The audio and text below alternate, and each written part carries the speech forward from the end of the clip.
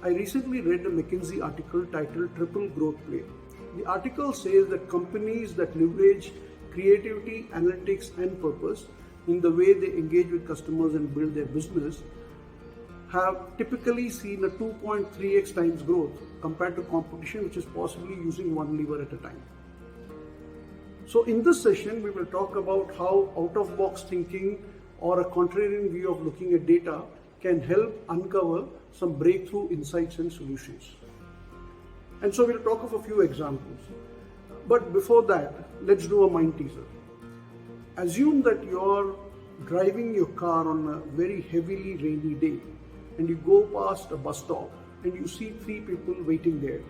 There is an old lady who needs to get to the city medical hospital, otherwise she will die. You see an old friend who has actually helped you many times before and you owe it to him. And if he doesn't get to his office, he's going to lose tons of money. And there is a lady who is a person of your dreams and you have always yearned to spend time and talk to her. However, you have a constraint. In your car, you can accommodate only one more person. So who will that be? Now, this is a problem of constraints and moral dilemma until you flip it and solve it for purpose. So what you would end up doing is you could let your friend drive the old lady to the city medical hospital and then get to his office, while you could spend time with the lady at the bus stop. Now, there are a lot of such interesting and innovative data insights which have helped solve some great problems, and we'll talk of a few examples now. The first one is related to World War II. So, a lot of Allies aircraft used to be shot down by the Germans when we used to fly over their territory. And some of them would make it back. And when the engineers saw the aircraft, they would see a lot of bullet holes on the wings of the aircraft. Now, they decided that they wanted to reinforce the aircraft, and given that you couldn't reinforce everywhere on the airplane because the weight would increase, they decided to reinforce the areas where there were bullet hole marks. Until an engineer had a very contrarian point of view and said that instead of reinforcing the bullet marks, you should reinforce the area where there were no bullet marks, because it is likely that whenever a bullet hit that space, the aircraft did not make it back.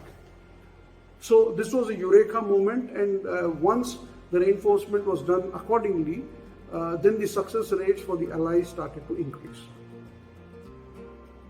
Another example is related to my time at TESCO.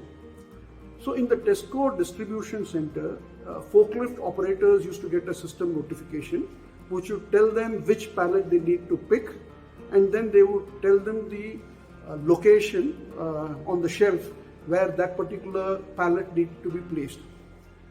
Now, in some cases, what would happen is when the forklift operator got to that particular shelf location, he or she would see that there was already an existing pallet at that particular location. So what they would do is they would tag the pallet that they were carrying on the forklift as a problem pallet and keep it at a pre-designated place for subsequent analysis and rework. So this continued till a new and a curious forklift operator asked the question, saying, is the pallet that is there on the forklift the problem pallet, or the pallet that is there at the shelf location where it is not supposed to be in the first place, the problem pallet? Now this was a moment of epiphany, and then changed the way that the team saw the problem, and they were able to solve it quickly and get better efficiencies after that. The third example that I want to talk about is in the D2C business. Now, D2C companies generally list their products on marketplaces. They are always trying to understand as to how they are doing compared to competitive products. And this is a great case for using data as a surrogate to solve some problem.